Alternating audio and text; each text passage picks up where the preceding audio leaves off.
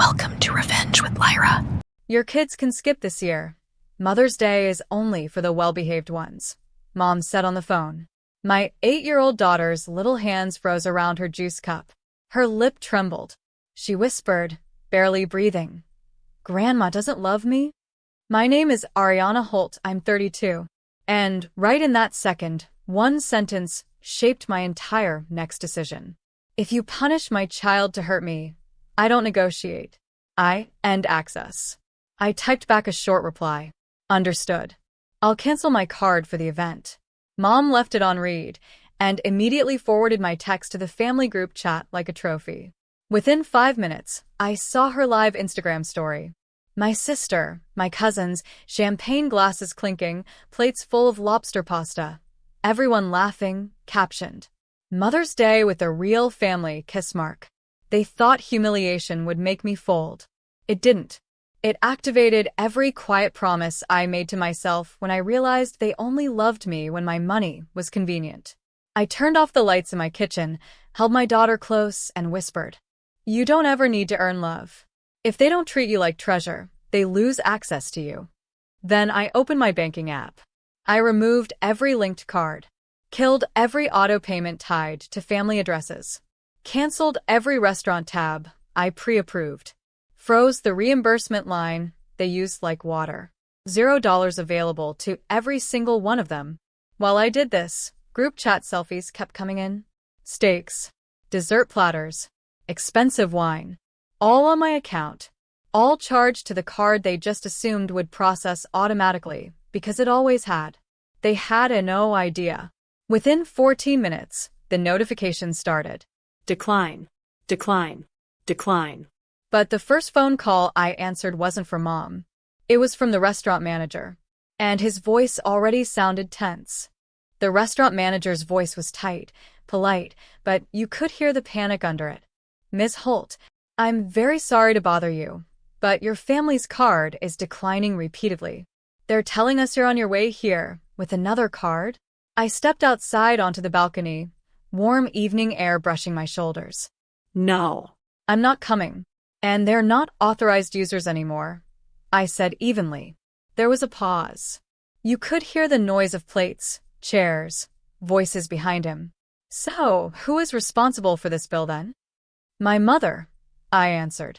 "The one who said my daughter isn't well-behaved enough to attend." Silence. Then he quietly exhaled, like he immediately understood the full picture. "I'll speak to them," he said, voice steady now. "Thank you for the clarification." When the call ended, seconds later, the group chat erupted. First my sister. "What did you do?" Then Mom. "Call me now." "This isn't funny." Then my cousin. "We just ordered dessert, what is happening?" Do you know what shocked them most? Not the embarrassment, not the bill, not the declined payments on the table in front of everyone. It was the realization that for the first time ever, I didn't rush to save them. I didn't jump. I didn't apologize. And I didn't bend. My daughter sat curled on the couch watching Disney, her head on my lap, tracing circles on my arm. "Mommy, are they mad?" she whispered. "They're mad because they didn't expect consequences," I said softly. "Are we in trouble?" I kissed her forehead. "No. We're protected." Outside, the night was quiet. Inside the restaurant, phones were being waved around, voices raised, chairs scraping, cards failing. And for the first time in years, they couldn't hide from the bill. Mom finally called, actually called, not voice notes, not yelling texts. Her voice was shaky, like she'd run out of arrogance. "Ariana, sweetheart, your card must have some issue. Can you just fix it so we can finish dinner?" I leaned back against the pillows, keeping my voice calm, controlled. "There is no issue. I removed you all today." She didn't answer for a beat. Then the switch flipped, the same old voice, the same entitlement. "You're doing this? On Mother's Day? In front of everyone? You're humiliating us." "No," I replied. "You did that when you told my daughter she wasn't worthy of you." Silence. Then I heard chairs drag. People whispering. Someone asking the waiter to try again. Mom hissed into the phone. "You better fix this before the entire restaurant sees us being escorted out." There's nothing to fix, I said. Her breathing got sharper. You think you're powerful because you have money? No, I said quietly. I'm powerful because I finally removed access. She tried one more tactic, fake crying, the one she used when I was 10, and she wanted me to fold. But this time, beneath the shaking and sniffing, there was something else. Fear. Because she finally realized they were no longer inside the vault. She was outside, with everyone else. I ended the call, not angry, just done. My daughter looked up from her coloring book. Is Grandma still mad? She's learning, I whispered. At that exact second, my phone lit up again. It wasn't Mom. It was the restaurant manager. And he only said one sentence. They're refusing to leave. We need your authorization for the next step. I closed my eyes and exhaled. I walked into the restaurant lobby 15 minutes later, not because I rushed, but because I took my time. Mom saw me and immediately stood up from the corner table, mascara streaked down her cheeks, napkin still in her fist. My sister crossed her arms like she was the victim here. The waiter, a young guy who looked like he wanted to be anywhere else, exhaled in pure relief when he saw me.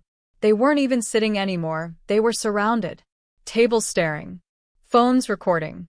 Guests whispering. This was not the glamorous Mother's Day event they pictured. Mom grabbed my wrist the second I got close enough. Ariana, stop this right now and unfreeze the card. We are humiliated. You humiliated yourselves when you told my daughter she wasn't invited, I said calmly. You must forgive, she snapped, voice shaking. Family always forgives. My daughter's voice replayed in my head, that tiny sob. Why don't they want me, Mom? I turned to the manager. You can run the charge through my account, I said. But not theirs.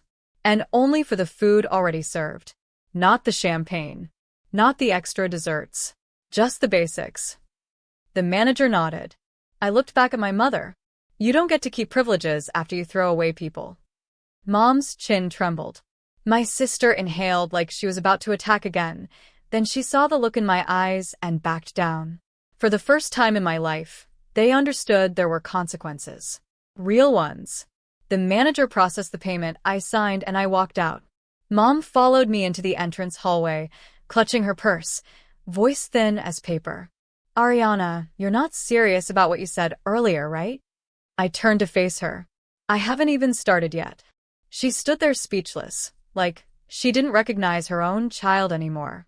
The elevator doors slid open behind me.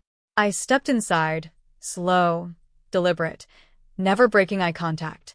She stayed frozen in the hallway. And right before the doors closed, she whispered, "What are you going to do?" I didn't answer, because there was nothing left to say, only proof to deliver. On the drive home, my phone buzzed nonstop. Dad calling, my brother calling, relatives calling, screenshots, voice notes, all of them suddenly worried. All of them suddenly trying to understand my state of mind. Funny how people only want clarity when their comfort gets threatened. When my daughter was crying, they were silent. When it's their luxury brunch collapsing, they discover urgency. The moment I parked, I walked into our living room. My daughter was coloring on the carpet, earbuds in, still wearing that little purple hoodie she wore this morning. She looked up, eyes big, waiting for my expression to tell her if she should be scared. I kneeled. I didn't let them talk down to us today. Her shoulders dropped. Relief. Like she'd been holding her breath too. Then I opened my laptop. Because people think consequences are just emotional. They don't realize consequences can be structural. Inside my bank dashboard, I opened the Authorized Users tab. Mom. Brother. Dad. 3 names. 3 people who treated me like an ATM dressed in skin. Remove access. Confirm. A window popped up. Processing. Completed. They wanted to play hierarchy? Fine. Let's see how they operate without access to the very woman they declared not well-behaved enough for Mother's Day. And the next morning, the real fallout started. 8:07 a.m. Before I even finished brushing my teeth, my phone lit up like New Year's Eve. 15 missed calls. 9 voice messages. 6 texts, urgent. Pick up now. Mom first. Then Dad. Then my brother, blowing up like a malfunctioning fire hydrant. I didn't answer a single one. I poured my daughter's cereal, packed her folder, tied her shoelaces. She hummed a song from TikTok like nothing in the world was wrong, because for her, nothing was wrong. That's the whole point. For the first time, the storm wasn't inside our home. It was happening outside, in the world of the adults who thought they ran mine. 10:14 a.m. Bank manager calls. Ms. Romano, your mother and brother are here demanding access. We informed them they're removed. They're not handling it well. I sipped coffee. Tell them to contact legal, not me. He paused. I already did. 11:02 a.m. My brother sends a photo. Him. Mom. Dad. Standing in the lobby of the bank like three VIPs who just found out their badges don't scan anymore. Message. Fix this. Now. 2 years ago, this would have broken me. Now, it felt like justice finally remembered my address. At 12:45, while heating pasta, my phone buzzed again. A different number. Ms. Romano? This is Linda from Family Affairs Counseling. Your mother scheduled a mediation meeting and listed you as attending. I actually laughed. They didn't ask me. Oh, they implied you agreed already. Of course they did. They never ask. They assign. I will not be attending, I replied. Make a note. She did. And while I rinsed the pan, I realized something. They weren't trying to make peace. They were trying to regain access. Everything suddenly shifted from emotional to tactical. And what happened at 3:17 p.m. proved it. 3:17 p.m. My phone vibrated with a FaceTime request from my aunt in Florida. We hadn't spoken in 8 years. The second I answered, she didn't even breathe before launching in. Sweetheart, your mother is hysterical. Why would you do this to your own family? They said you froze cards during Mother's Day. How cruel can you be? There it was. The smear campaign phase. The make her the villain phase. The last weapon they thought they still controlled. I kept my voice calm. Aunt Lisa, did they tell you they told my daughter she's not a well-behaved child? Silence. Did they tell you they laughed while she cried? Silence, heavier this time. Did they tell you they bragged about a luxury brunch while expecting me to pay the bill they hid from me? She blinked. No, they didn't mention that. Of course not. They don't include context. They only include control. Aunt Lisa, I'm not punishing them. I'm protecting us. I ended the call, politely, and blocked her number too. At 5:51 p.m., Mom tried a new angle. A video call, holding my daughter's old baby blanket like some nostalgic emotional weapon. Her eyes red, voice cracked. Families fight, but money doesn't need to be involved. You can reverse all this. Reverse? There was nothing to reverse. This is the first time in my entire life I didn't fold. Mom, I said slowly, you're only upset because I stopped funding your cruelty. Her lips parted, like she'd been shot. Then I ended the call, mid-sob. I closed the phone, turned to my daughter coloring on the floor, and kissed her head. I'm breaking the cycle for her. At 9:28 p.m., my legal advisor texted me something that made my breath catch. It's time. 9:43 p.m. I sat at my kitchen island, laptop open, legal documents on the screen, while my daughter slept in her room with her nightlight glowing soft pink. My attorney's voice on speaker was steady, clinical. All family-linked accounts, obligations, joint access, and informal authorizations are now formally dissolved. You are legally insulated. No one can demand anything further. Do you wish to file the final notice? I looked at the blinking cursor. This wasn't revenge. This was the moment I became undeniably done. I clicked send. In less than 1 second, an entire lifetime of emotional debt was closed. At 10:11 p.m., Dad called from a different number.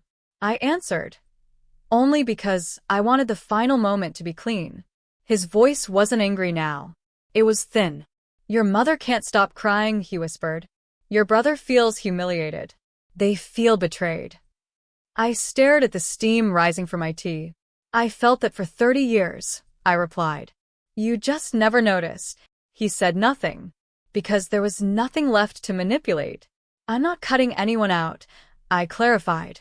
I'm cutting myself free. He inhaled sharply, and for the first time, maybe ever, he heard me. Really heard me. Then I ended the call. The next morning, I drove my daughter to the botanical garden. We walked among the cherry blossoms.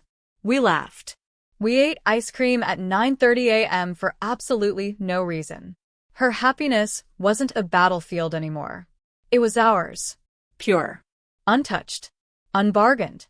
And as she hugged my arm and pointed at a butterfly struggling to escape its cocoon, I felt it in my chest.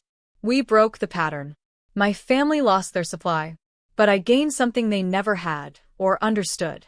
A life built on self-respect, not fear.